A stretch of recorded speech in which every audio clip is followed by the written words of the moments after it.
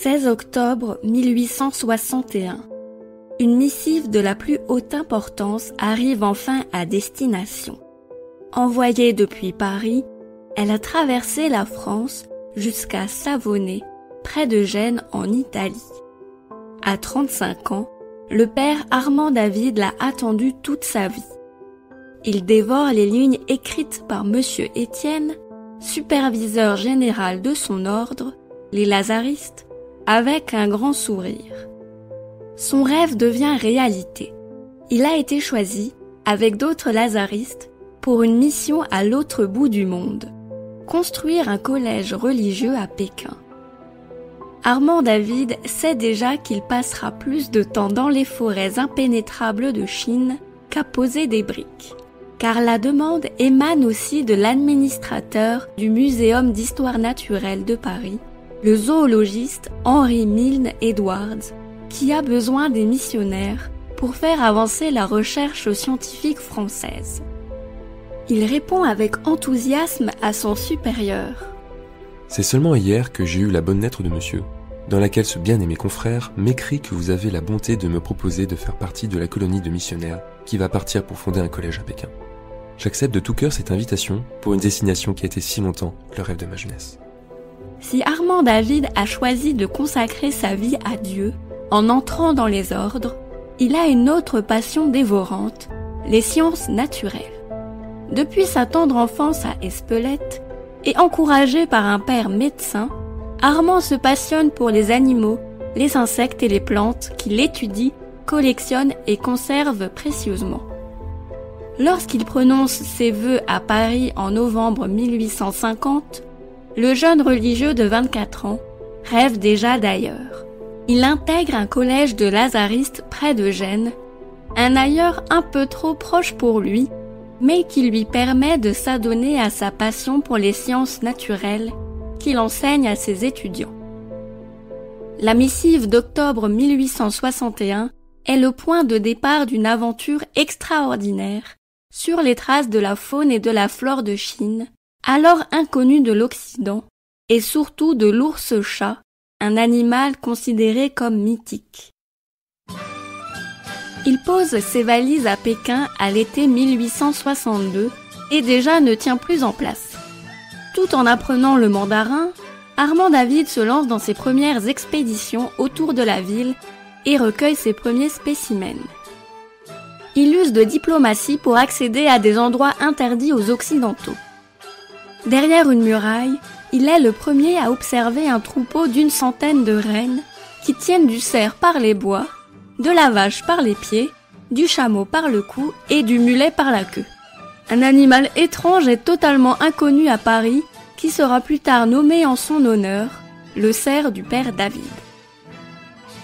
Après ses pérégrinations autour de Pékin, Armand David souhaite s'enfoncer plus loin en Chine, loin des villes.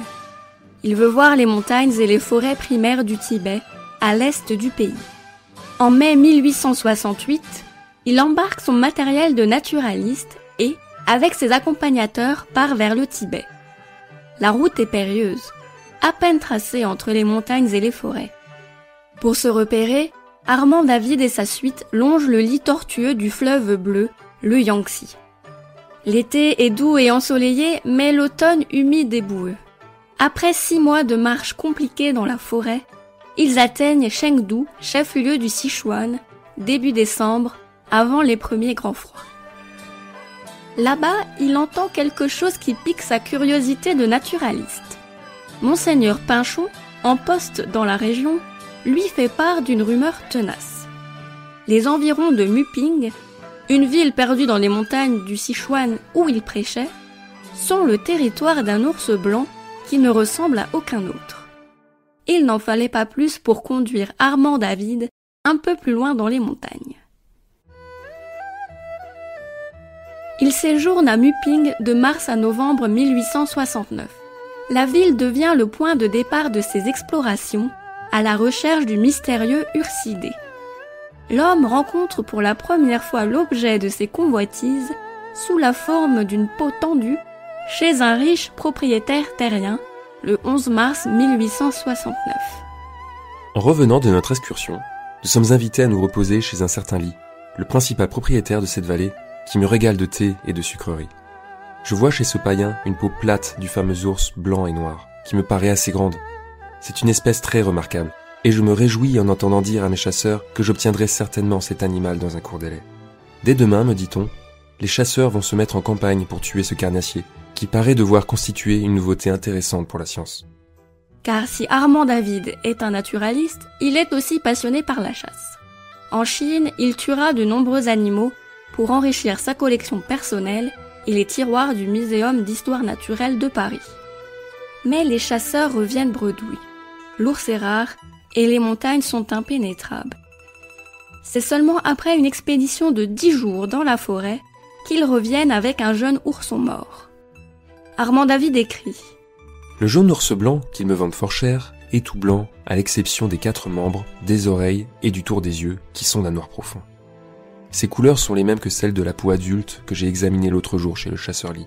Il s'agit donc ici d'une espèce nouvelle d'ursidé, qui est très remarquable non seulement par sa couleur, mais encore par ses pattes velues en dessous et par d'autres caractères. » Ces quelques lignes sont la première description considérée comme scientifique du panda géant. Les jours suivant cette première capture, les chasseurs d'Armand David rapportent plusieurs autres pandas, adultes cette fois-ci. Visiblement, il est beaucoup plus facile à capturer que l'ours noir d'Asie. Son caractère placide et pâteau en fait une proie facile. Il n'est pas agressif et avale des quantités astronomiques de bambou, assis dans la forêt.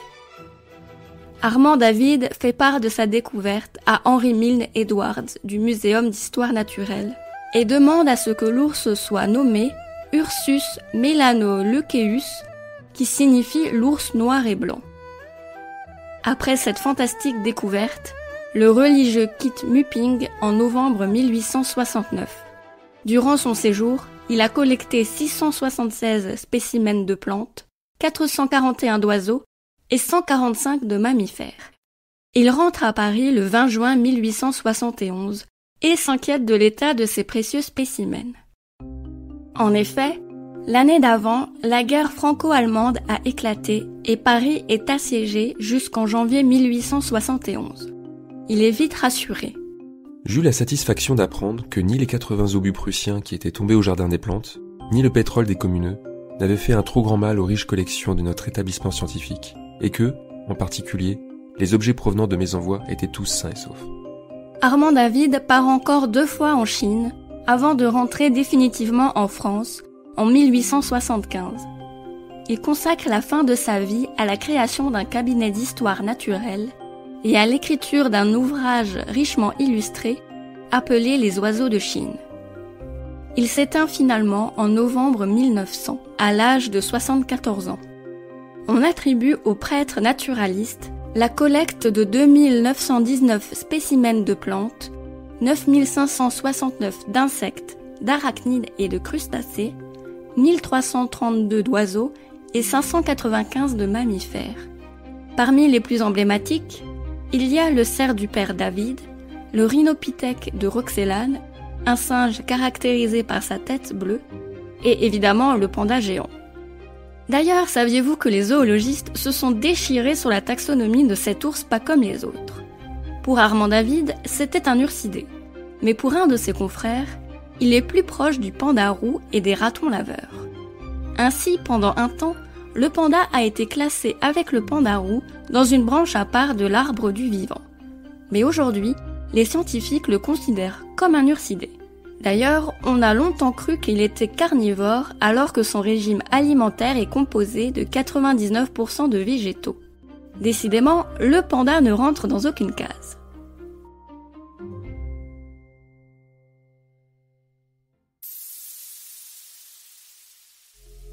Merci d'avoir écouté Chasseurs de Sciences. Au texte et à la narration, Julie Kern. Si vous appréciez notre travail, n'hésitez pas à nous laisser une note et 5 étoiles sur les plateformes de diffusion pour nous soutenir et améliorer notre visibilité. Vous pouvez aussi vous abonner sur Spotify, Deezer, Apple Podcasts et bien d'autres pour ne plus manquer un seul épisode. Quant à moi, je vous retrouverai bientôt pour une future expédition temporelle dans Chasseurs de Sciences. À bientôt!